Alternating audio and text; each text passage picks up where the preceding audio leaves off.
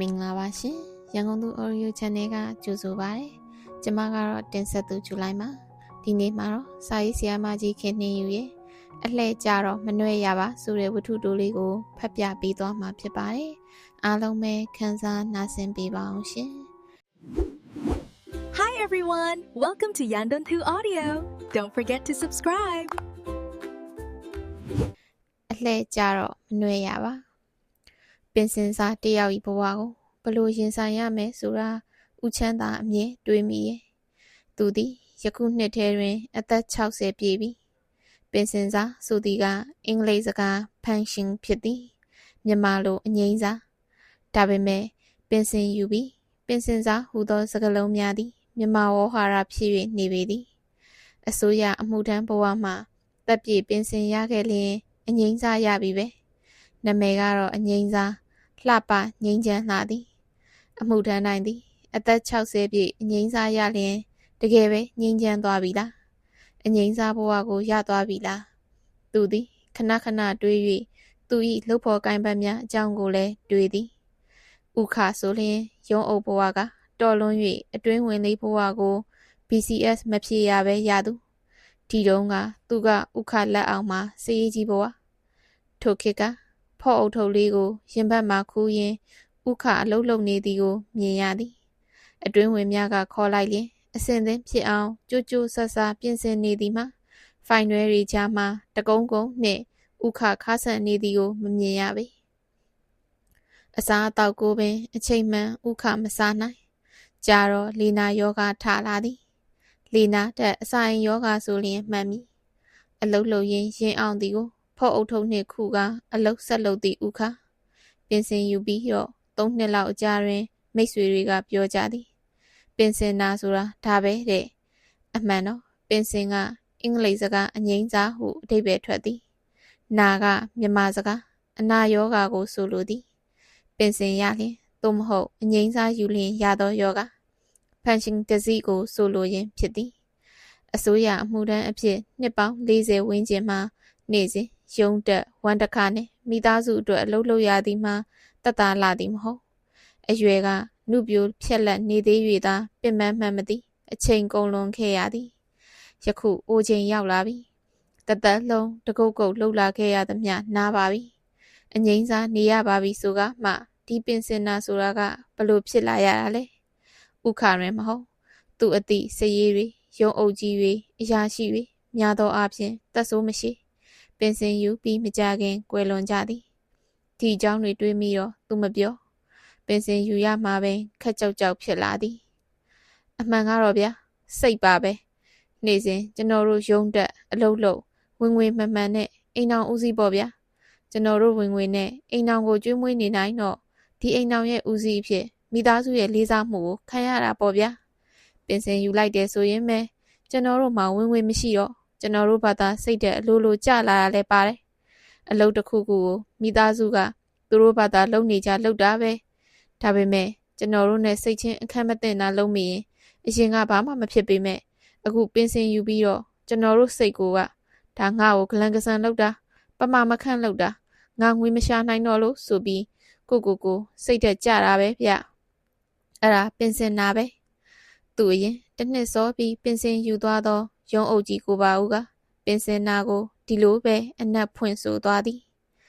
လူဟာအလုတ်လုံးမှနေတတ်တဲ့သဘာဝလူမှရှိတယ်ဗျနေစဉ်ကျွန်တော်တို့ရုံးတက်အလုတ်လုံးနေရင်ကျွန်တော်တို့ဘဝတွေကိုဖြတ်တန်းလာရတာ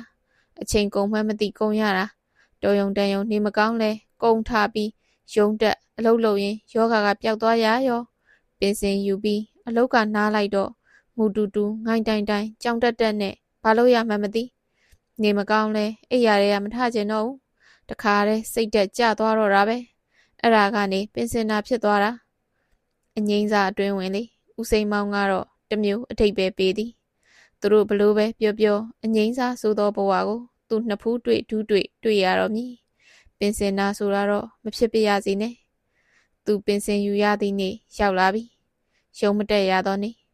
ဟုတ်တော့ဟုတ်သားဟာတတာနှင့်ဇနီးတဲ့တော်ဆင်းရင်ထမင်းခူးကျွေးသည်ကိုစားပြီးဘာဆက်လုပ်ရမှန်းမသိရခင်ကဆိုအဝတ်စားလဲပြီးရုံးကိုထွက်သွားနေကြယခုတော့အင်းရှိဧကန်တွင်ပ လက်ကလတ်ထိုင်းမှသူထိုင်နေသည်သူတို့အိမ်မှာသားကြီးတစ်ယောက်ပဲအစိုးရအမှုတန်းလာကစားလုပ်သည်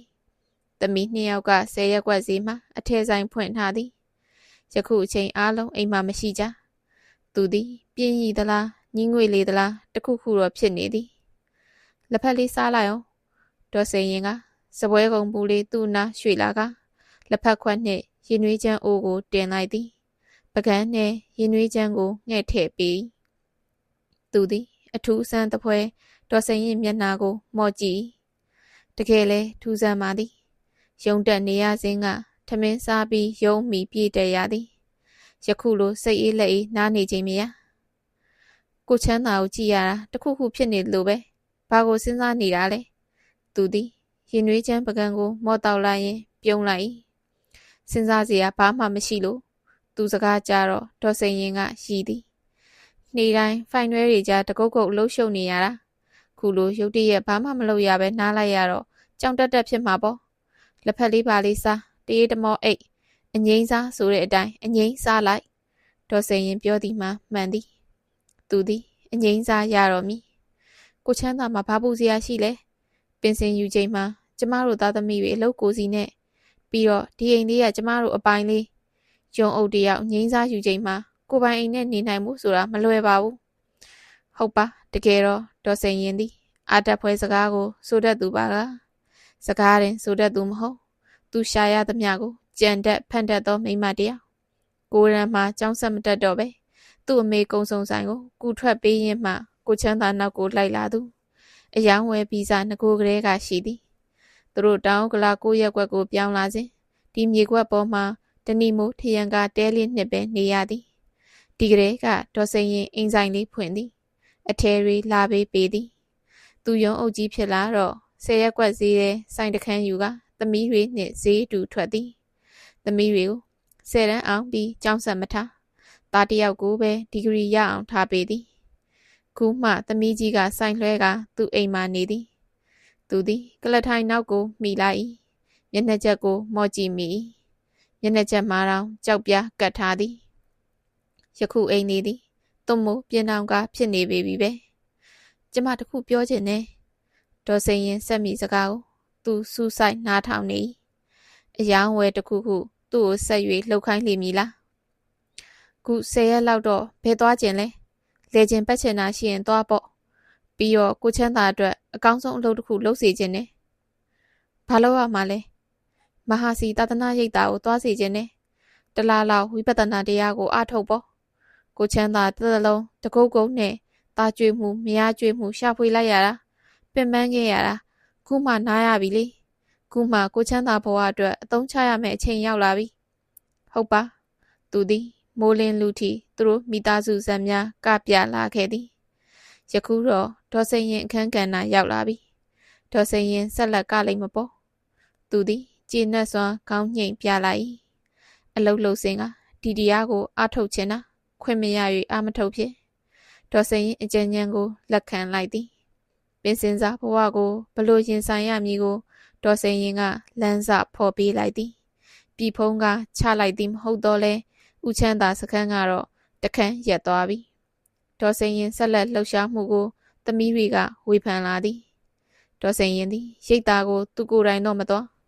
ဦးချမ်းသာကြိုက်တတ်သည်ကိုတခုခုလောက်ခါသားကြီးယုံသွားလျင်ပို့ခိုင်းသည်သားကြီးကိုဖြိုးကရခင်နေ့တွေထက်အိမ်မှစောစောထွက်ခါရိတ်သားဝင်အစားတောက်ဖို့ရိတ်သားမှတဆင်ရုံဆက်သွားရသည်သမီးကြီးကဈေးထွက်ဖို့စောကြီးထွက်သွားသည်သမီးငယ်ကသူနှင့်အတူကုညီချက်ပြုတ်ပြီးမှထမင်းကြိုက်နှင့်ဈေးကိုလိုက်သွားရသည်အမေကလည်းရိတ်သားကကျွေးတယ်လဲဆိုသေးရဲ့ကိုကြီးနဲ့အစားတောက်တွေပို့ရတာလည်းမနှဲဘူးမနက်စာဒေါ်စိန်ရင်အစောကြီးထား၍ချက်လင်သူသမီးကြီးကပြောသည်သမီးတို့မသိပါဘူးတရားအားထုတ်တဲ့ယောဂီဟာသူကြိုက်နှစ်သက်လျင်းသင့်တဲ့အစားအစာကိုလည်းစားရတယ်ဒါမှတရားတက်တယ်ရိတ်သားကကျွေးတာအများစားလေးကြိုက်တာလဲပါမကြိုက်တာလဲပါသမီးများသည်ဒေါ်စိန်ရင်ကိုဘာမှမပြောကြတော့တလားပြေကန်ဒီရက်များမှာတော့ဒေါ်စိန်ရင်လက်သမားများနဲ့အလှရှုံနေသည်သားတွေသမီးတွေကသိကျင်လာပြီအမေဘာလို့မလို့လဲသမီးတို့အဖေတလားကြာရင်ပြန်လာမယ်လေခုတလားပြေကန်နေပြီသူ့အိတ်ခမ်းကိုချင်းစကားတက်ပေးရမယ်သူတက်တောင့်တက်တာနေရတာပေါ့ သမီးနဲ့သားတွေတယောက်မျက်နှာတယောက်ကြည့်ကြသည်ကိုဖြိုးမျက်နှာကတော့ပြုံးရွှင်သွားသည်သူ့အတွက်ကောင်းကွက်ဆိုင်လာသည်ဒေါ်စင်ရင်ကသမီးများနှင့်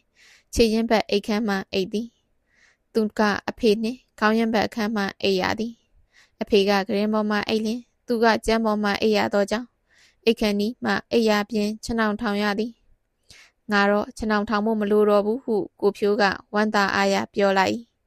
သမီးကြီးဆူဆူကတစုံတရာပြောလိုဟန်နှင့်ပါဇက်ပြင်းပြီးမှဘာမှမပြောတူတူကမူဤရေးခင်းများတွင်ဘာမှပါဝင်ဆွတ်ဖက်လိုဟန်မရှိသူကအမေကိုထမင်းကူချက်ပြီးထမင်းကြိုက်ဆွဲကဈေးသွားရတာပြောသည်အထဲဆိုင်မှာဝယ်သူတွေနှင့်ရောင်းရဝယ်ရတာပြောသည်ဦးချမ်းသာကတလားပြေတော့ပြန်လာသည်ညံစင်တော့နာခဲ့ရပါပြီဒါပေမဲ့ဒီတရားကစီပွတ်ကြပွေလိုမပြတ်အားထုတ်ဖို့လိုတယ်ငါမှဘာလို့မှမရှိပဲဒီတော့နေယောဂီဆက်လုပ်ခြင်းနဲ့ဦးချမ်းသာကသူ့ဆန္ဒကိုပြောပြ၏ဒေါ်စင်ရင်ကသဘောတူသည်နက်နက်စောစောပဲပြုံးနှင့်ထမင်းစားပြီးဦးချမ်းသာရိတ်သားကိုထွက်သွားသည်ညပိုင်း9 နာရီလောက်မှအိမ်ပြန်ရောက်သည်တာကြီးကိုဖြိုးကခါတိုင်းလိုပဲထမင်းကြိုက်ဆွဲကစောစောအိမ်မှထွက်ရိတ်သားရှိအဖေရှိဝင်ပို့ခဲ့ကရုံဆက်သွားသည်ဦးချမ်းသာအဖို့ယခုမှချမ်းသာတော့သည်ကိုဖြိုးတယောက်အဖေကြောင့်သူချနှောင်ထောင်ရသောအလုပ်ငြိမ်းသွားသည်ကိုပဲအဖေကိုကျေးဇူးတင်မိသည်တညတော့ဦးချမ်းသာကောင်းကောင်းမအိပ်ကိုဖြိုးကလည်းအိမ်မရနက်နက်မိုးလင်းတော့အဖေရိတ်သားထွက်သွားသည်အဖေကရင်ကိုချနှောင်မတင်၍အိပ်ရာပြင်လိုက်သည်ချနှောင်မှာကြမ်းဖို့တကောင်ကရင်ကိုကြည့်တော့ဘောင်ဆက်မှာကြမ်းဖို့တွေဒါကြောင့်အဖေညကအိမ်မပြောတာသူလည်းညကခဏခဏရားသည်ကိုသတိရသည်အမေကြီးအဖေကရင်မှာကြမ်းဖို့တွေကိုဖြိုးကအော်ကြီးဟစ်ကျဲပြောသည်ညကအဖေလည်းမအိပ်နိုင်ဘူးသားလည်းရားတယ်အဖေကဘာမှမပြောဘူးဗျာရိတ်သာထွက်သွားတာပဲဥပုပ်ကြီးနဲ့ဘယ်ပြောကောင်းမလဲဘာကြိုက်ကြိုက်တီးခံရတာပေါ့ကိုဖြိုးကရုံးကအပြန်မှဆိုအချိန်မရဘူးအမေထမင်းချက်ပြီးလှုပ်ချင်တယ်အခုသားဈေးဘက်လျှောက်လိုက်ပိုလိုကျန်းဖို့သက်ဈေးသွားဝယ်စမ်းအမေနဲ့တူတူထမင်းချက်ပြီးရင်လှုပ်မယ်အမှန်တော့ထမင်းချက်ပြီးကရင်ကိုသာတူတူကကူဖြုတ်ပေးသည်အသေးစိတ်လှုပ်တာကဒေါ်စိန်ရင်ဖြစ်သည်စင်အင်ုံနဲ့ရေထက်ပိုလိုကျန်းဖို့သက်ဈေးတပွင့်လင်းထက်နှာခေါင်းကိုလည်းအဝတ်စီးထားသည်စေးရည်နှံ့ကိုမခံနိုင်၍ဖြစ်သည်အမေနှာခေါင်းမခံနိုင်သမီးလုံးမယ်တူတူကပြောပေမဲ့မရတုတ်ချောင်းမှတက်ထားသောအဝတ်စာကိုစေးရည်တဲ့နှစ်ခါကရင်မောင်တွေအခင်းတွေကိုတုပ်အခန်းကျမ်းမြင်ဖြာတွေကိုပါအကုန်စေးရည်ရွှဲရွှဲတုပ်သည်ပြီးမှတနာရီလောက်အခန်းတကားပိတ်ထားလိုက်သည်ထမင်းစားပြီးတော့မှအခန်းထဲရှိပစ္စည်းတွေနေပူထုတ်လန်းသည်ညဦးချမ်းသာပြန်လာ၍အိတ်လင်အနံ့အသက်မရှိအောင်ဖြစ်သည်တူတူဈေးရောက်လင်အမေဘာတွေလှုပ်သည်ကိုဖောက်တဲ့ချကညီမနှစ်ယောက်အမေအတင်းပြောကြသည်နောက်တစ်ပတ်ကြာတော့အမေရဲ့စောစောစီစီကလားတယောက်နှင့်စကားပြောနေသည်ဦးချမ်းသာကရိတ်သားထွက်သွားသည်သားသမီး3 ယောက်လုံးအပြစ်မထွက်သေးအဆုံရှိနေကြသည်နင်ကိုယ်တိုင်လုံနော်အမေကကလားကိုပြောနေသည်သမီးတွေကသူတို့အမေနှင့်ကလားဘာလုပ်နေသည်ကိုကြည့်နေကြသည်ကလားကထမင်းချမ်းတောင်း၍သူ့လက်ထဲမှစေးမှုန်တုပ်ကိုဖြေး၍လောင်းထဲကထမင်းချမ်းနှင့်နှဲသည်စည်းစေးလောက်လုံးလေးတွေလုံးလိုက်အမေပြသောနေရာကိုကလားကထမင်းလုံးလေးတွေလိုက်ထားသည်အဖေအခန်းမိဖို့ကြောင့်မိဖို့အပြင်ဘက်မြေကြီးပေါ်ကကြွက်တွင်းနေတဲ့ပါထဲသည်မနက်ကျနင်းကိုယ်တိုင်လာကောက်ကလားဒေါ်စင်ရင်ကမှာနေသည်နောက်နေ့ကလားလာတော့ကြွက်10 ကောင်လောက်ကိုအသေးရသည်ကြွက်တွေသူတို့အိမ်မှာတောင်းကျမ်းနေတာကြားပြီးအဖေအိမ်ခန်းထဲကစားအုပ်စင်မှာထားသောစားအုပ်တွေကြွက်ကြိုက်တာမြင်တော့မှအမေကထလုပ်သည်ဆူဆူကအမေကိုဝေဖန်ချင်လာပြီ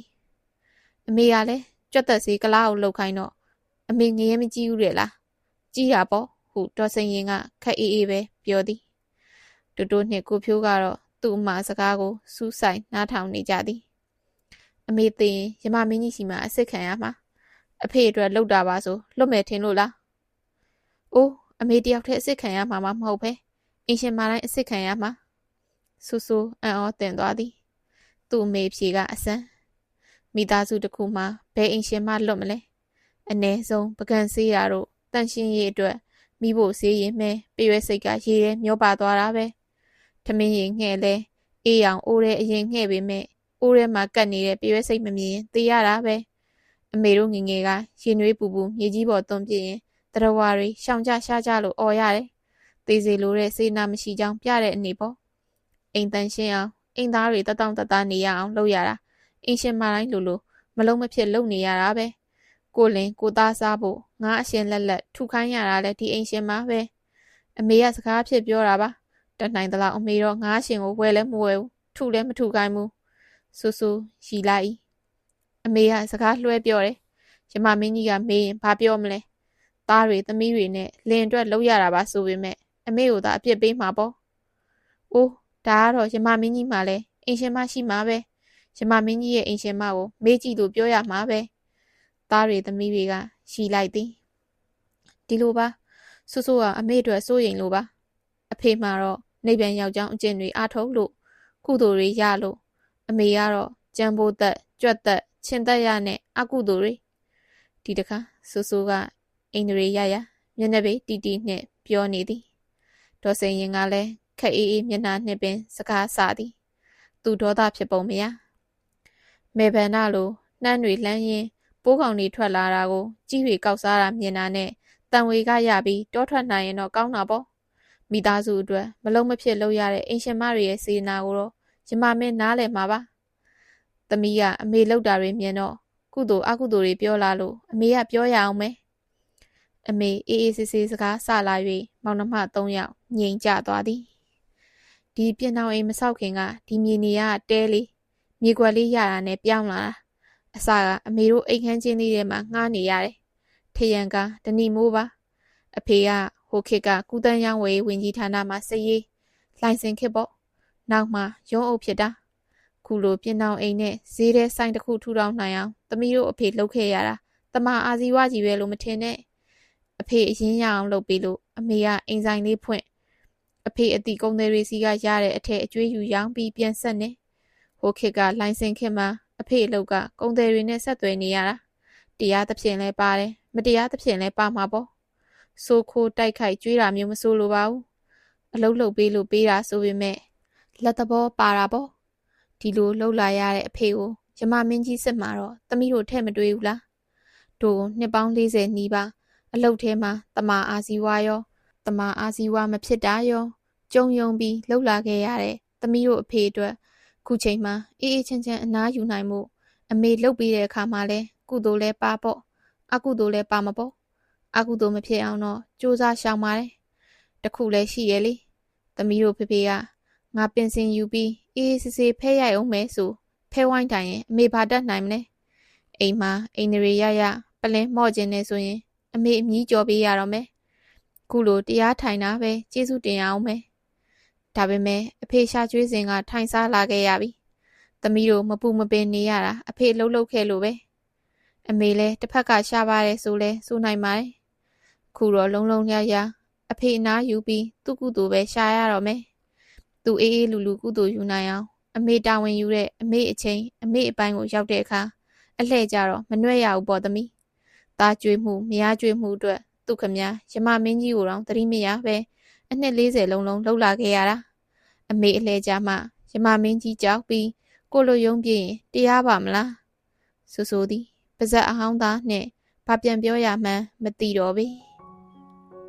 နားဆင်ပေးတဲ့အတွက်ကျေးဇူးတင်ပါတယ်ဇလန်လေးကိုနားဆင်ပြီးလို့ကြိုက်နှစ်သက်တယ်ဆိုရင်တော့ကျမတို့ရဲ့ရန်ကုန်သူ Audio Channel လေးကို Like and Subscribe လုပ်သွားပေးပါအောင်နော်အားလုံးပဲဘိုင်ဘိုင်ပါ